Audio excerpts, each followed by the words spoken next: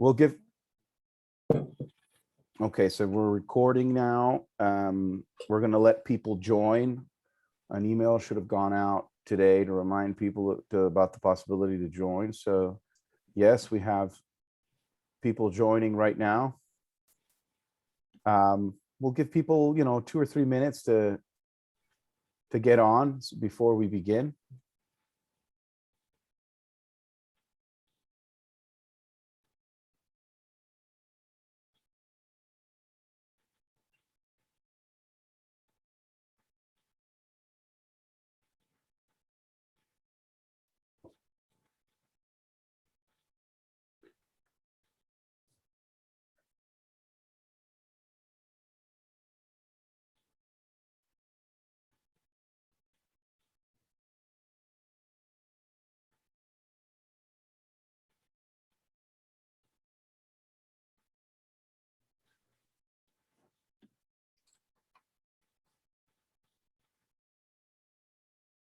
Okay, we're just giving people a few more minutes to join.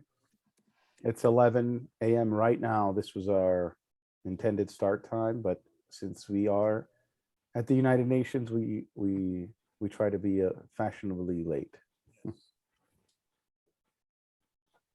Incidentally, when I first came to the UN back in 2011, meetings used to start late with a lot more regularity. So whereas now people have gotten much more punctual, interestingly enough.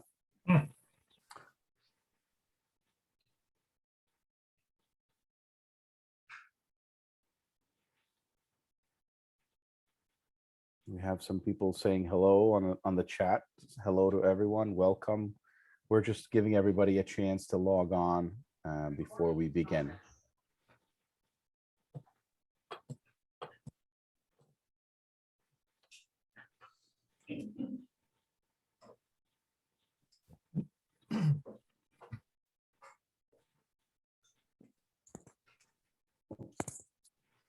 Okay. Just another minute or two and we'll start. Welcome to everybody joining.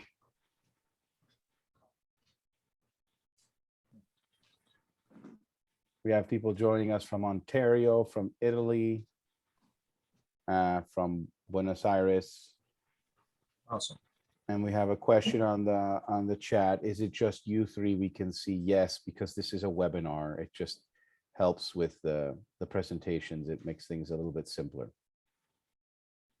And others will be coming on later. Yes, there will be the recording of the event will be available later. So do not fear. If you missed something or if you didn't take a notes, you can always catch it on our YouTube channel or on our website. All right, we're just gonna wait just another minute and we'll begin.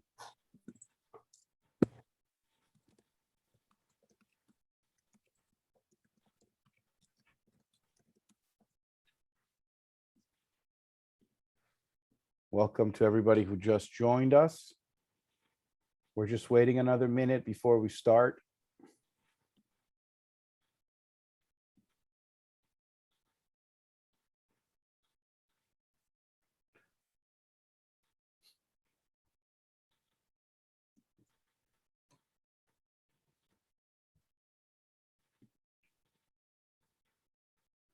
Okay, I think we can begin. It's now 3 minutes past 11. Welcome to everyone to this event, the CFAM event. People with Down syndrome are a gift to the world. And my name is Stefano Gennarini. I am the Vice President for Legal Studies for the Center for Family and Human Rights. CFAM has been working and promoting the human rights of persons with Down syndrome at the United Nations for several years. And it's also an issue that is very dear on a personal level to many of us. I know our president, Austin Roos, has fundraised many times, riding his bike for many thousand miles in order to raise funds for charities for persons with Down syndrome. So, welcome again to this event. And the first segment of this event is going to be a conversation with Rebecca Oes from CFAM, our Director of Research, and one of the smartest people I've ever met, and Kurt Kondrick, who is an advocate for the human rights of persons with Down syndrome. He is the father of Chloe, who gave the name to Chloe's Law, and who has achieved great success in promoting the rights of persons with Down syndrome, including fighting the prenatal diagnosis of persons with Down syndrome and the use of prenatal diagnosis of Down syndrome to eugenically eliminate persons with Down syndrome. And so I want to welcome you all. And I'll just begin by talking about introducing our conversation by talking about what we are doing with CFAM, what our latest work on protecting the rights of persons with Down syndrome. You may know that Nordic countries are very wealthy. They have a very high standard of living, but tragically, and particularly in Iceland and Denmark, there's a brutal form of discrimination going on against persons with Down syndrome. They are aborted at extremely high rates already in most of the world. Upward of 90% of children in the womb who are diagnosed with Down syndrome are aborted. But in Iceland, Denmark, it's even higher. In fact, these countries and persons within these countries have been known to boast of eliminating persons with Down syndrome. And indeed, this is a brutal form of discrimination, we have to be weary of this form of eugenics. And so one of the things CFAM has done just recently is that in partnership with the Lejeune Foundation USA, which is named after Jerome Lejeune, who was the doctor who discovered Down syndrome or did a lot of scientific trisomy 21. So CFAM submitted a report on this issue, a shadow report on Iceland's human rights record in this matter to the Human Rights Council in Geneva during the Universal Periodic Review. And so I would like, if possible, if Rebecca, you could begin to describe what this shadow report asserts and why is it significant? Well, thank you very much, Stefano, and welcome to all of our viewers. We appreciate you being here with us. So basically, this report is an input into a process called the Universal Periodic Review, where countries are going to review the human rights record of Iceland at the beginning of next year. And what we wanted to do was call to the attention of those who will be conducting the review this problem that Stefano spoke about, the near elimination of children with Down syndrome. So basically, there is not a stated policy in Iceland or Denmark or any of these other countries to specifically target the elimination of children with Down syndrome from society. But unfortunately, there's basically three factors that have contributed to this happening, and I'll touch briefly on them. The first is the relatively permissive abortion laws in these countries, particularly with regard to late gestational limits, or in some cases, exceptions to the gestational limits being made in cases of a prenatal diagnosis of Down syndrome or some other condition.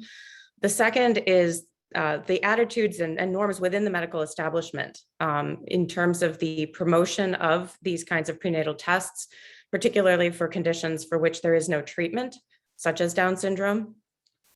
And also the aggressive counseling that women and their families receive when a diagnosis is found. And then, of course, the third is the level of just the average people, the pressures that they face. And so just briefly, in the case of Iceland, their abortion law was recently changed. They used to have a 16-week gestational limit, but with exceptions, including for fetal abnormalities. And they were lobbied by disability rights organizations and also the Committee on the Rights of Persons with Disabilities at the UN pointed out that this was a discriminatory standard because basically persons with disabilities in the womb had fewer protections than others. Now, rather than protecting everyone in the womb equally, what Iceland ended up doing was raising its gestational limits in general. And so they had proposed initially an 18-week gestational limit, but were lobbied heavily by numerous medical professionals to increase it to 22 weeks. And so just to make this clear to everybody who's listening, because it's so dystopian that people may actually miss the punchline here. So basically, Iceland was allowing for exceptions, expanding access to abortion in cases where a child in the womb was diagnosed with a disability, or, as I find it chilling, but what they call a fetal abnormality. And so they're basically, Iceland was already allowing this, but what a UN committee told them, this is what a UN Human Rights Committee, for the committee charged with protecting the rights of persons with disabilities, told them that it was fine to abort children with fetal abnormalities, as they call them. How horrific that is, as long as the gestational limit for abortion was the same across the board. So right. What was discriminatory was the exception of allowing abortion for children with Down syndrome till later in pregnancy. So what they did is, instead of protecting children with Down syndrome in the womb, for expanding protections for children in the womb, they diminished protections for all children. Right. But we know that this is going to land heaviest on those children with Down syndrome or other prenatal diagnosis. I mean, it's gone from being a explicit discriminatory standard in law to being an implicit one. And disability rights advocates in Iceland pointed this out, that it was very obvious to them why the medical establishment was campaigning for the later gestational limit.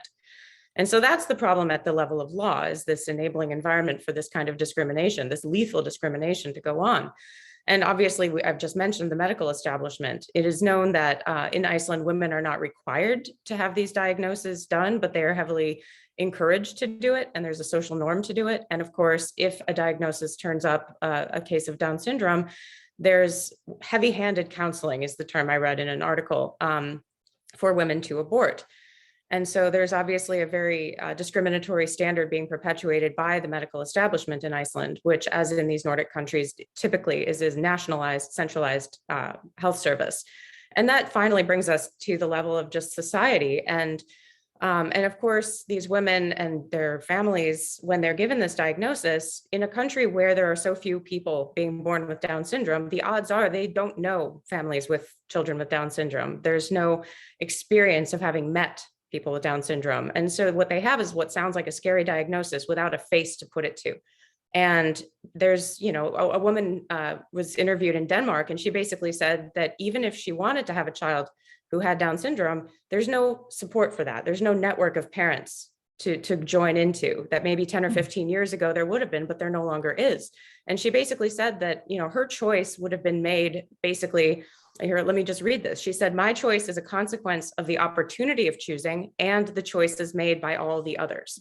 So in other words, the fact that the law allows this, that she has the choice to eliminate having a child with Down syndrome, and the fact that there's no one else having these children, creates this immense pressure on families who might want to choose life for their children. I cannot imagine what it must be like for persons with Down syndrome to hear these human rights experts talk about the elimination of children with Down syndrome in the womb.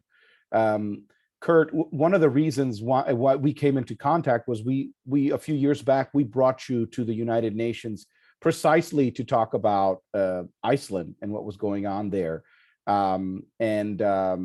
With regards to Down syndrome. And I was wondering if you could shed some more light on this from your perspective as a father of a daughter with Down syndrome, as well as an advocate for many years. Absolutely. I want to thank you, Stefano, for having me on here today. Thank you, Rebecca. And I want to thank CFAM for the awesome work you do. I always say that you defend and protect our most priceless national treasure, which is human life. There's nothing more precious than that.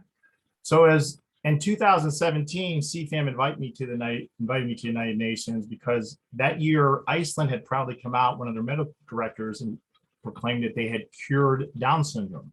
And the way they had cured Down syndrome was eliminating all people with Down syndrome prenatally. As we all know, it's a prenatal genocide. So you invited me up there, and I came and spoke in 2017, Chloe and I, and also in 2018, we came up to the United Nations and spoke to a global audience. And something Rebecca alluded to, I know there were people in the audience there who were probably pro-abortion, were up there to challenge things. But when we had Chloe there and there were other people there who had Down syndrome, who were engaging them, talking to them, it really did change their heart. So just that personal connection really does change the heart and mind of people. When my wife was pregnant with Chloe, we were 40 at the time, and we were told during the pregnancy that we were high risk, which is a bad word, to have a child with Down syndrome. We were offered prenatal testing several times. I was actually a city policeman at the time, and we refused it. But at one time I said, "What do you guys keep pressing us for?" And he said, "Well, so you can maybe make a decision." I said, "Well, what kind of decision?" Basically alluded that if Chloe failed the testing and came back for Down syndrome, then we could terminate our child. And I like to tell people, this represents the ultimate form of discrimination, prejudice, bigotry, it's phobia, it's a hate crime. It's a lot of states have a moratorium on the death penalty because they want to make sure they don't execute somebody innocent. And this is the ultimate execution of innocent people being given a death sentence for the mere fact that they have an extra chromosome, which I would argue is that if I speak more here is a blessing to many people and to all the families of people who have children and siblings and individuals with Down syndrome. They bring just immense joy into this world. So after Chloe was born, I said, we got a postnatal diagnosis. We heard about this. And that was at that time I started hearing these horror stories of people, Rebecca said, just being pressured once they got the prenatal test to immediately almost just handed a slip to abort the child. And, being a police officer, my mission was always defend and protect. I remember telling my wife, I said, I got to stop this. And she said, what are you going to do? And I just said, I'm going to trust God and just go forward. So I changed careers and just started advocating. And I took Chloe to the Capitol, and she met legislators. Didn't matter if they were pro-life, pro-choice, whatever, this and that. We met them. She read to them. She connected with them. And we came up with the idea we'll have do a law in Pennsylvania. So when a woman gets a prenatal diagnosis, she gets factual supportive information as opposed to just being told to terminate the child. And that was the whole genesis. And just, yeah, so this is what is popularly called as Chloe's Law. And it's been enacted in several states. How many states do you know? Have you kept track? It's like a half dozen right now. Half dozen states. But I think also internationally, there's more and more people taking up this issue. And I hope that many of those who are following this webinar may take this up in their own countries. But just explain a little bit more what Chloe's law does. Sure. It's when a woman gets the prenatal diagnosis, I said, what was happening from my talking to families, connecting with families all over the country and globally, it was immediately they were told to basically almost like if you had a bad tooth or you had a cyst or something to terminate the child. So this law mandates, it's actually called the Down Syndrome Prenatal Education Act. It mandates that when a woman and the family receives this prenatal diagnosis, then they're being told the positive things like early intervention, special ed, Chloe plays baseball, all the good thing. I always say it focuses on the child's abilities, not on their disability. And the reality is we're all disabled. We all have disabilities. So this focuses on all the good things that these individuals were able to do throughout their course of life. And that gives, I always say it's like light in the darkness, and it helps those parents make an informed decision as opposed to just being told, as you were saying, like in Denmark, they just assume to terminate because they don't have any visual of even anybody in their neighborhood or their schools or community who has Down syndrome. That's right, because they're all aborted. They're all aborted. They've been cured according to Iceland. And it's interesting, if my daughter was in Iceland, she'd probably be classified under the endangered species list because she is an endangered species. She's been wiped off of that country pretty much. And I like to tell people in 1973, we criminalized killing vulnerable endangered animals. We criminalized that with the Endangered Species Act. But in the same year, 1973, we legalized killing our most innocent, vulnerable children with the Roe v. Wade decision. So, we need to take that into account of where things can go. And as prenatal testing advances, what if we have a prenatal test for autism, or one for depression, baldness, being short, having bad vision? If the list goes on, and it's the ultimate form of eugenics, the ultimate form of genocide, and it's the ultimate form of discrimination, as far as I'm concerned. I think one of the things that we recommended in the shadow report, if I recall correctly, Rebecca, for those who are listening who only just joined, CFAM submitted a shadow report in the Human Rights Council Universal Periodic Review on Iceland, calling out Iceland for the prenatal genocide of children with Down syndrome. And I think if I recall correctly in the shadow report, isn't that one of the things that we ask for, that we ask that Iceland enact measures and policies to make sure that women are and families have information, accurate information about Down syndrome, about the quality of life, the excellent quality of life of persons with Down syndrome and their family, and the joy that persons with Down syndrome bring to our lives. Yes, absolutely. And like I said, there's sort of three levels of this. There's the level of law, there's the level of what's going on within the medical establishment, and then there's just the broader culture. And I think we have to hit on all three.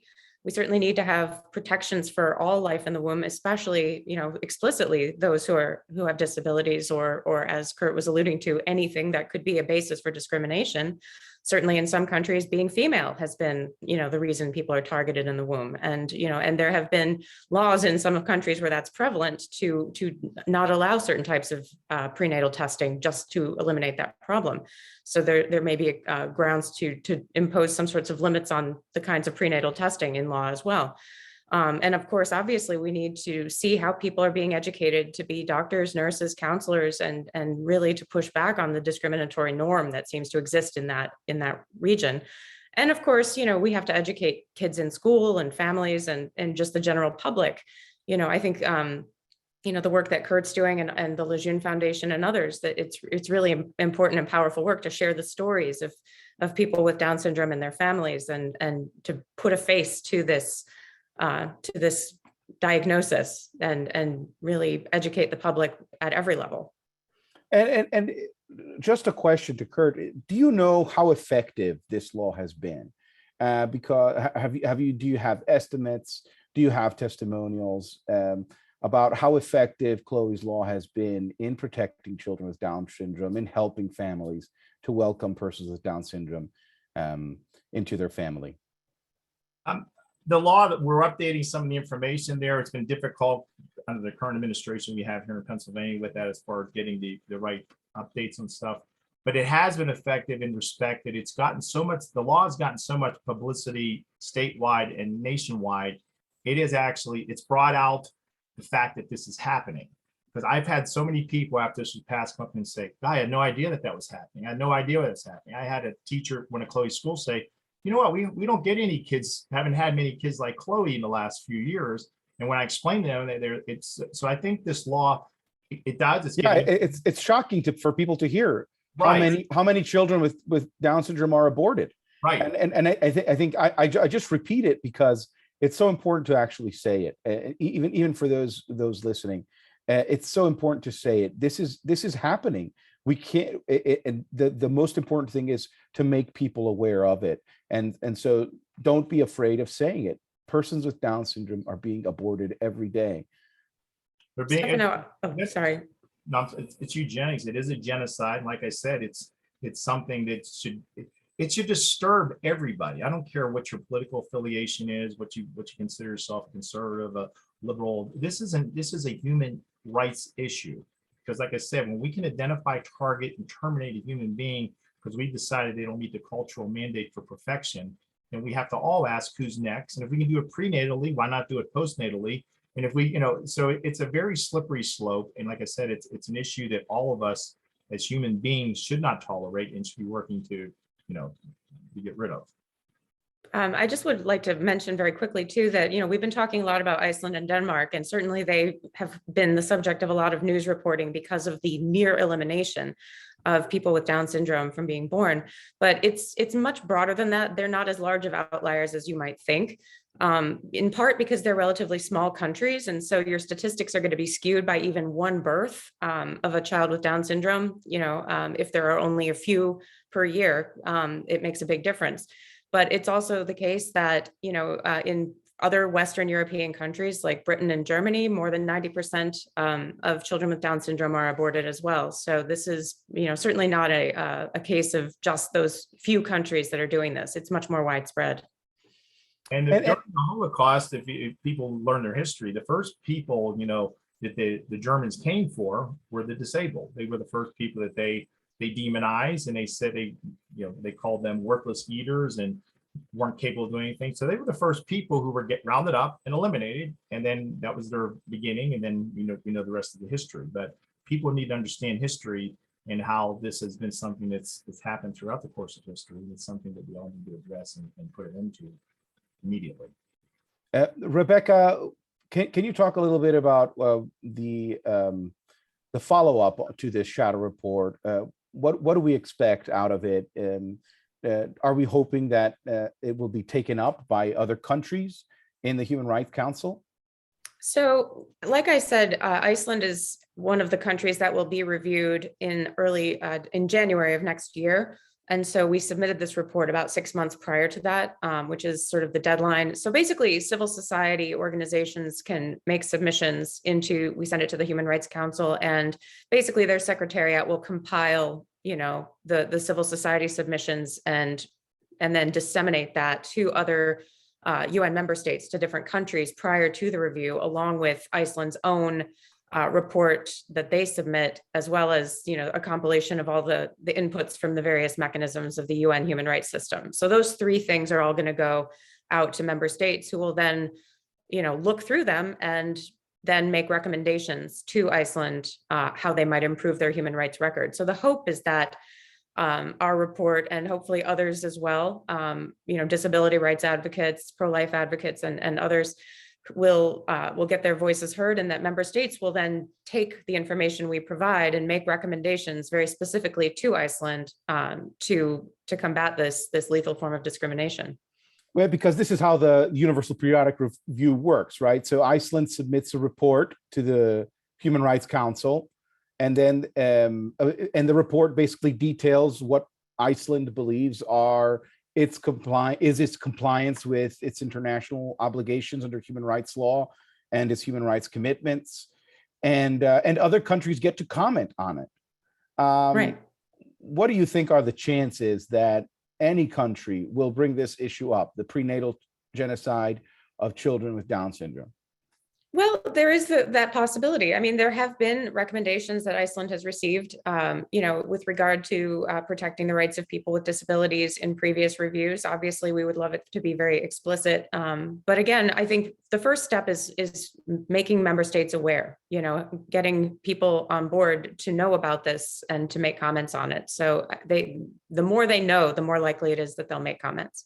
Has any country, and I'm saying this, of course, especially for those who aren't very familiar with Universal Periodic Review, but Rebecca, has any country ever made a pro-life recommendation, even in the context of the Universal Periodic Review? Yes. There are some countries that have done that. Kenya, I believe, the Holy See. There may be others that I'm forgetting, but there have been recommendations made to countries to protect human life in the womb, also to not liberalize their abortion laws when this was up for consideration in those countries. So there have been pro-life, there have been pro-family recommendations made in the UPR. We obviously would like to see more of that. It's a great opportunity for countries, of goodwill to speak out. And Kurt, what is it, as someone who's been involved in advocacy, pro-life advocacy, especially for persons with Down syndrome, what has been the most difficult thing to see the United Nations, the inaction of the United Nations on this issue? Well, as I said earlier, it represents the ultimate. The United Nations likes to champion itself of being inclusive and tolerant and welcoming to all people. Well, this prenatal genocide is the ultimate form of intolerance, of bigotry, hatred, hate crime, discrimination, profiling. Those are all the things that they say they like to eliminate, but this is the ultimate form of it. And if we as as human beings, as family members that don't speak out, then this evil will continue to spread. And something that's also disappointing me, besides that, is it's lack of engagement from the secular disability community. I'll be honest with you. I have to say this.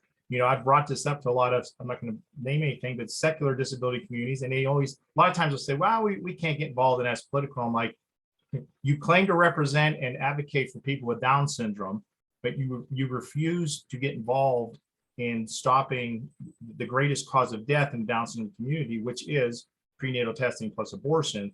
So that's been very disheartening to me. And but I thank God for places like CFAM and other places that step up and are getting the word out. And that's a very interesting point, because we pro-lifers here at the United Nations have bumped into that repeatedly, how the disabilities advocacy community more widely seems to have quieted any concerns they might have with prenatal selection of children. And you see that with the feminist movement's strange silence at times on the sex selection as well, that the importance of abortion being legal and available seems to override all these other concerns.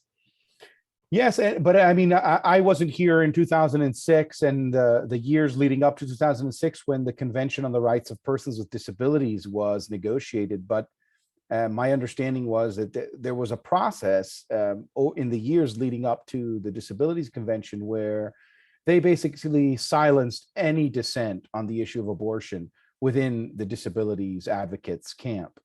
And so much so that, by the time the convention was adopted, no disabilities groups was even willing to bring up the issue of prenatal diagnosis of disabilities and the abortion of children with disabilities. I wonder what can we do more? What can we do? Have you had any experience with this, Kurt, working within the disabilities community? Have you had experience changing hearts and mind in this respect? Well, like I said, I encourage people who have a family member with Down syndrome, a child, to get out in the community and connect with people, to let people see their child, let them see their brother, their sister, their relative, and just get out there and talk to people and to raise awareness of what is happening with this. I engage in conversations when I'm shopping with people at times if the door is open, because that's how we're going to change it. I mean, Chloe and I started advocating at the Capitol in the fall 2013. The law was on the governor's desk being signed by him and Chloe 7 months later, which in itself is a miracle in the state of Pennsylvania, where you can't get a stop sign changed in 10 years. But the reason it happened, I had a legislator tell me who's pro-choice, but he said, you know what, Kurt, every time you and Chloe come up to the Capitol, you haunt us.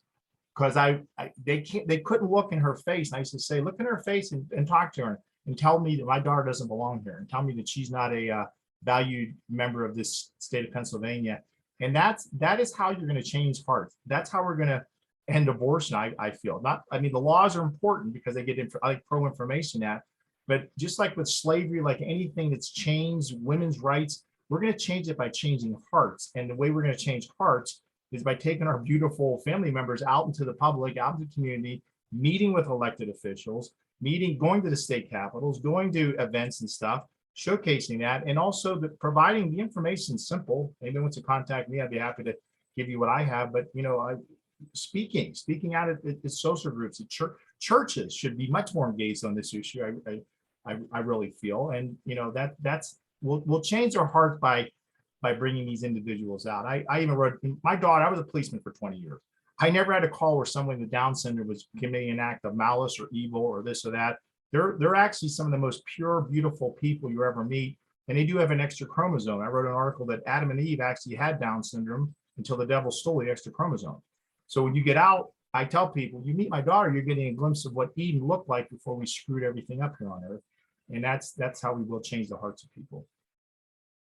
And I think that's a great segue to our next section of the webinar. But before we go on, I just wanted to mention that Kurt and Chloe were invited to go up to the White House and meet President Trump and Vice President Pence. I think it was last year.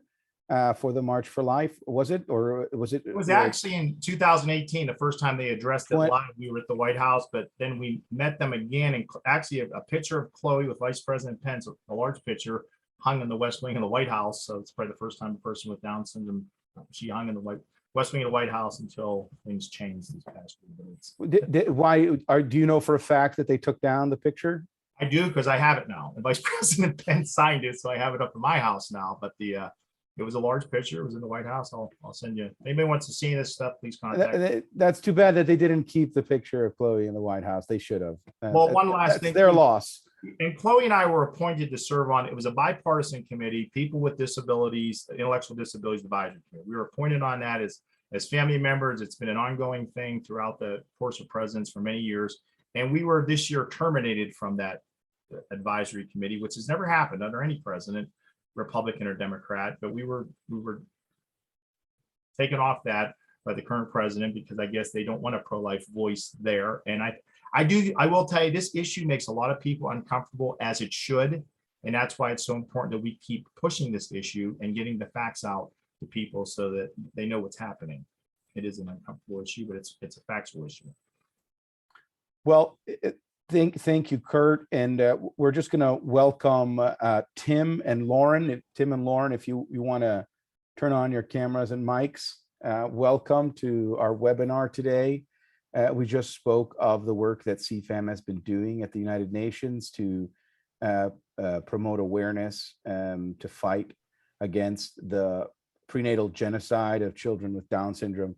And I welcome Lauren Constable, who's the founder and executive director of Hearts of Joy International. She's from New Jersey. She's an advocate for those with Down syndrome. And has over 13 years of experience working with children with special needs. And in 2017, she went to Uganda, East Africa, and she witnessed firsthand the trials and the difficulties that persons with Down syndrome face in East Africa. They're disregarded, they're seen as a burden to society. And so she has set up Hearts of Joy International to help persons with Down syndrome in Africa. And she's going to talk a little bit about her work. I also welcome Tim Harris. Hey, everybody. Hi, Tim. Thank you for joining us. Tim is an entrepreneur. He's the first person with Down syndrome to own and operate a restaurant. It's called Tim's Place in Albuquerque, New Mexico. The restaurant is also known for more than just food, because Tim is famous for giving his hugs also to customers who patronize his business. He was born in January 21st, which also happens to be National Hug Day. And Tim owned his restaurant. He dedicated his birthday weekend to raising money for a local charity called through a hugathon. And this year, Tim wanted to do something extra special to spread joy and help children in need around the world. So he is relaunching the hugathon together with Hearts of Joy International. So welcome, Tim. I wish we could all. I wish we were in an amphitheater and we could all clap, because that's how I feel right now. I feel like you deserve a standing ovation just by joining us. So anyway, the floor goes to you, Lauren, if you want to talk a little bit about Hearts of Joy International. Yes, first of all, thank you so much for having me and Tim. We're just really excited to be here and share with you about the mission of Hearts of Joy. So I started Hearts of Joy in 2019, and we provide life-saving heart surgery for individuals with Down syndrome, as well as educating families on the dignity and value of this child, providing resources and tools so that they're able to take care of this child.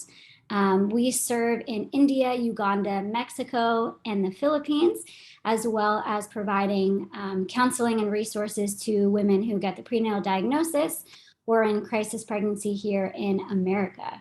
So our work looks different in every country, but across the board, everything you were saying before just resonates so deeply with me and is why I do this work. As you were saying, what can we do to change this narrative?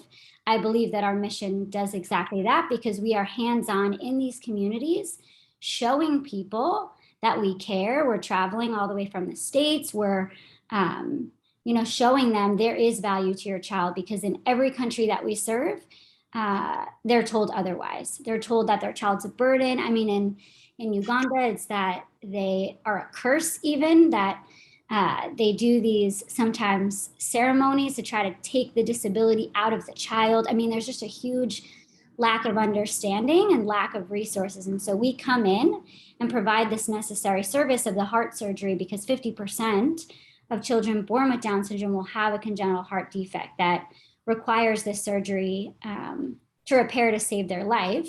So we provide that service, but within that, we're nurturing and developing these relationships with these families, with these mothers that are just told, like, you can't do this, or this is a burden, this is something bad. And we're flipping that narrative and saying, no, God's given you this child for a reason, and it's a beautiful thing. It's a beautiful gift. But they're living in a society that doesn't embrace that. And so we're trying to help them do that in providing this support, providing that love for them, that comfort.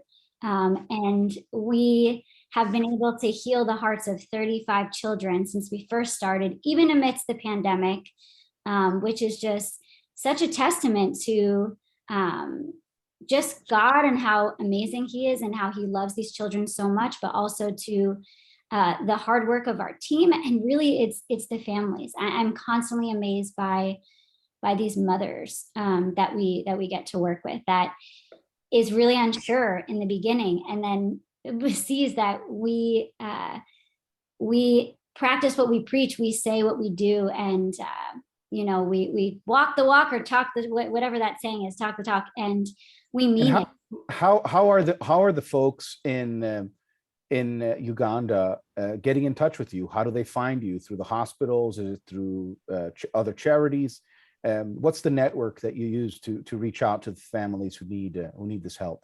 Yeah, so we partner with local NGOs and nonprofits on the ground in each country where we work, especially in Uganda. We work with several disability groups, disability organizations that refer children to us, as well as we partner with different hospitals and cardiologists on the ground that also refer children. And then we also have our website, heartsofjoyinternational.com, where if they happen to have a computer, which is rare, but sometimes we get, there's a refer a child form on our website where you can fill out. We have a phone number on our website that they can call. So really all angles, and it really is this ripple effect. And Kurt was speaking about this too, how when we bring our children or these people into the community, that people's hearts are changed. It's conflicting for them. They can't believe that what society tells them about these people when they actually encounter them. And that's also always my first go-to is, have you ever encountered someone with Down syndrome? Have you ever met someone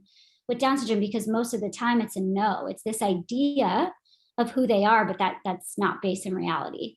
So there are several ways that you can get in touch with us. Yeah. And I think you said you had a video that you could show us about your work specifically in Uganda. Yeah. I think it'll really bring the issue alive for everyone. It's I think it's in Swahili, is it? So it's in Lugandan is the language. Lugandan. I'm sorry. That's okay. I'm not so well versed in East African languages. Okay. Me neither. I'm learning. But it is subtitled though, so for those who are watching. Do you mind just allowing me? It says that it's disabled participant screen sharing. So I'm sorry. That's there. Now you should be able to. Okay. Sorry about that. That's my fault. Can everyone see this? Yes, we can see it. All right, here we go. Aba Hearts of Joy ne batutuusa ne tutambula ne tugenda India. Twatambula mu malwaliro ne bakebera blessing ne batugamba nti nalina Down syndrome. Ayina ebituli ku mutima. Nenzigwamu amaanyi. Bannaye nga tulina okutya, bannaye Mukama n'atuyamba. Manya gange nze Veronica Nakaweesa mbeera wano n'omwami wange. Tulina abaana 10. Blessing ye mwana omuto wasembayo. Tulima okufuna emmere ey'okulya n'okufunamu akasente tusomeseko naffe ku baana. Twali eyo mu ddwaliro nga tunyumya, ne mbeera ne mukwano gwange. namunyumizaako ku biso bya blessing n'ennaku gye nali nina nandagirira nti waliyo abantu abasobola okuyamba kati wano twali tumaze okwetondatonda n'obubuzi bwonna ne tutunda obukoko banaye n'obuntu obukalu twabutunda tulwanira blessing kuka India nga batututte bo bennyini ne tubeera mu ddwaliro bwe twatuuka mu ddwaliro ate blessing nga munafu ng'alina ekirwadde ekyali nga tekimusobozesa kulongosebwa mu ekyo ekiseera era ne nyongera okusaba ne neebaza Mukama era nyongera okwebaza abakati of joy kubanga baafaayo nate leero ne baŋŋamba nti kati blessing genda mulongoosa singa sibaalibo eyo tetwandituuseeyo kubanga ffe tetulina kye tusobola bwe baŋŋamba nti no blessing alina down syndrome kyammalamu amaanyi kubanga down syndrome si buli omu nti akimanyi eno mu Uganda mayi no blessing agenda kuyiga enusu tagenda kutambula ogenda musitulanga busitusi ogenda muliisanga naye kati weetunuulira blessing neebaza Mukama blessing byonna bye baalinga boogera blessing si bwali kati naye abakati ofjoyi basiima wange balina omutima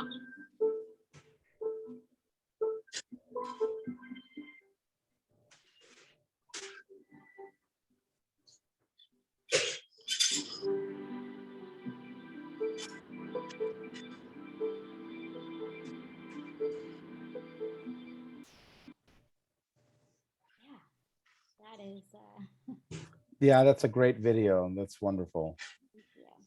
yeah. And so we're also joined by Tim Harris. As I said, he's an entrepreneur, and I welcome Tim. How are you? I'm doing awesome. What can you tell us? How's business? Business is going great. I'm having fun. Have you been dispensing hugs today? Not yet. I Not did. yet. I did with my best friend that dropped me off at work. That's right, but it's a little bit early too, right? Business is probably only just picking up now for lunchtime, I would imagine. Actually, I am not on the clock yet. I'm in the office at work. Very Yeah. good. So you get to have the easy job today. Yeah, if you hear some background noise, that's the dishes. Yeah. I see. Very good. Very good. Tim, And can you sorry, go can ahead. you tell them a little bit about your restaurant? Because Tim actually, he doesn't have the restaurant anymore because he became so well known for his advocacy and speaking that they actually had to shut it down, right? So do you want to just explain that to everyone? A little bit about how you started the restaurant or why and everything about you. You were telling me yesterday. They need to know more about you. Okay. Well, I had a restaurant called Tim's Place. It was known for my hugs and some really good food. And I was always by the front door, greeting everybody there. Sometimes they'll get a hug or they'll get order that off my menu. And Tim still works at a restaurant now. Yeah, but I work at the Rage Cafe out here in Albuquerque. So, and also Tim, so after Tim had his restaurant, it became so, famous basically, that people would fly in from all over with their families to see, right, to meet you, Tim, and to get a hug from you, that he started speaking all over the world. Yeah, and I also got invited to the White House and to give a hug to President Obama when he was president. So cool. And now Tim works at the restaurant, and so Tim and I had met, I don't know how many years ago, but we worked on a project probably 6 years ago. And then we reconnected this year because Tim had always done this hug-a-thon for his birthday. And they wanted to do, him and his parents wanted to do something global this year, because they would always do the hug-a-thon and then give, what was it, like 25,000 hugs in one weekend, Tim, right? Or something like that? Yes, it would. When I closed the place, it was 75,402 hugs. Wow. So he would give out all these hugs in one weekend, and then he would donate proceeds to a local charity that was helping either people in the community or just helping people in general. And this year we've decided to partner together to do that same thing, but because of the way the world looks, we're doing it on a global, like, social media scale. So I don't know if everyone remembers the ALS challenge where you pour the ice bucket on your head, and we're trying to mimic that in giving hugs to people, and we're calling it Hug for Hearts. And this is a new campaign that we're really excited about, right? And we've already had people send in videos and post to social media, giving their family and friends a hug. And we also, what you were talking about before, how can we spread this message of joy or of love, that these people are valuable and they have something to offer our society. They're part of the world. We're hoping that it has that effect, that people are like, whoa, people with Down syndrome, but also they have a heart defect. And they're donating to our charity to help heal more hearts of children with Down syndrome around the globe. But it kind of goes hand in hand in that messaging of, like, these people are awesome and the world needs to know it. So that's our newest initiative that Tim and I are working on. We also have a video that we could show you, unless you have some questions, Stefano, or I don't know. No, go ahead and show the video. I just want to say before we show the next video, Yeah. if anyone has some questions, they can put them in the chat box or in the Q&A, and then we'll try and get around and answer as many questions as we can at the end. Awesome. Okay, I'm going to share my screen again, and we'll play this video for y'all. Here we go. Ooh, the wrong one. Sorry. Oh yeah! Hey everyone, I am Tim Harris, and I was the first person with Down syndrome that owned and operated a restaurant in Albuquerque, New Mexico. My restaurant served up more than just food. I got famous for my hugs.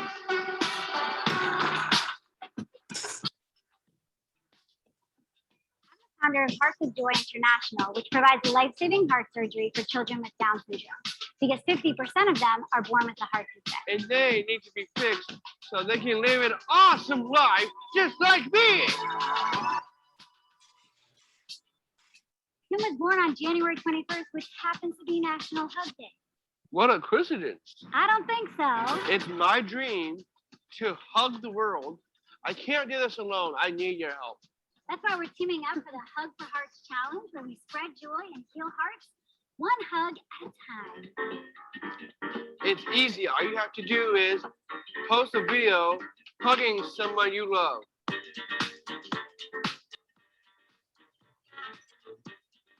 Upload your hug to social media with the hashtag #HugForHearts, and be sure to follow and tag us at Hearts of Joy International and at Tim's Big Heart. Last part, donate to Hearts of Joy. And challenge 4 friends to do the same. With this challenge, your hugs will save lives. Join us. Oh yeah. Let's go. Hug, heal, repeat. Hug, heal, repeat. Hug, heal, repeat, y'all.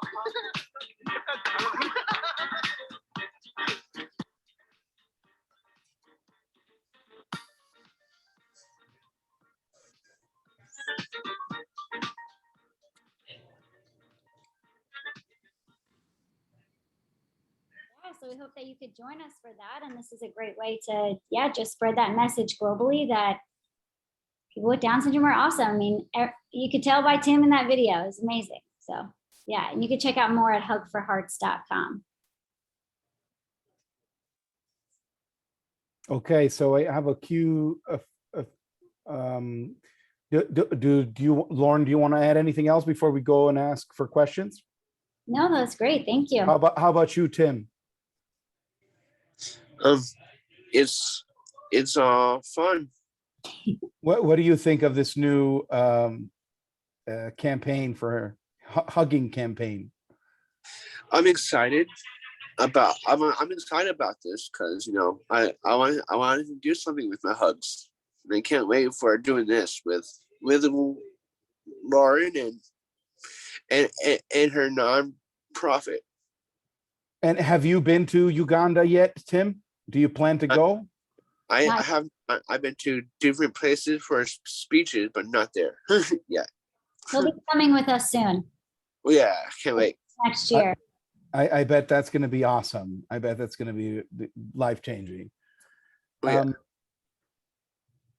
Well, we have some questions, but so here's a very good question for somebody who's maybe not very familiar with Down syndrome. How many Down syndrome people are there in the world, and what is the medical cause of Down syndrome? And this is open wide for anyone, but I know that Rebecca, as a molecular biologist, may have something to say about this. For those of you who do not know, Rebecca, who's the director of research for CFAM, Center for Family and Human Rights, also has a PhD in molecular biology from Emory University, and so she loves this kind of this kind of question, and she's very grateful that you have asked it.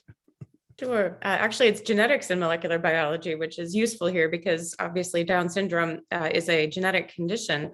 So basically what it is caused by is called a trisomy, which is a triple. Instead of 2 copies of chromosome 21, you have 3 copies.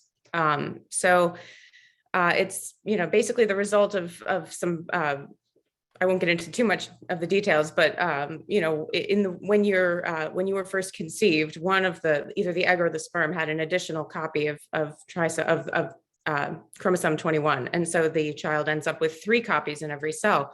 And there are, basically this results in several conditions, as was mentioned, an increase in difficulties with heart, but also intellectual and other physical characteristics that are characteristic of this syndrome. And so because it's at the genetic level like that, it's not something that you can treat with, for example, a drug or something like that. It's in every cell in the body. But as far as how many people in the world have Down syndrome, there are estimates that say that it's about 1 in 1,000, births are people with Down syndrome.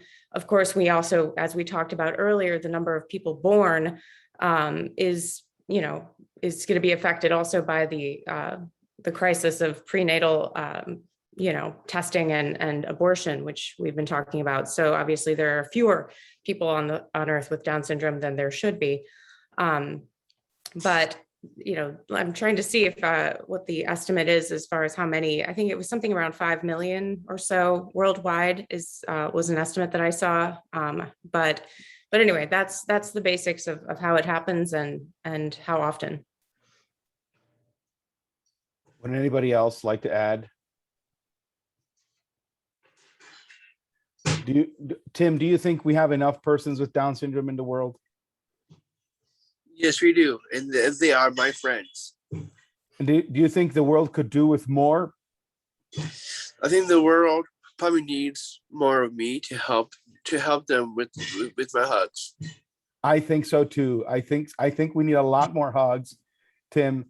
And unless I don't see any other questions, if anybody has any other remarks before we close, here's Chloe.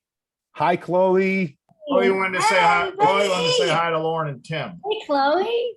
Hey, Chloe. She wants to take you out dancing, Tim. Okay? Hey. All right. And Lauren, I want to give a shout out to Lauren.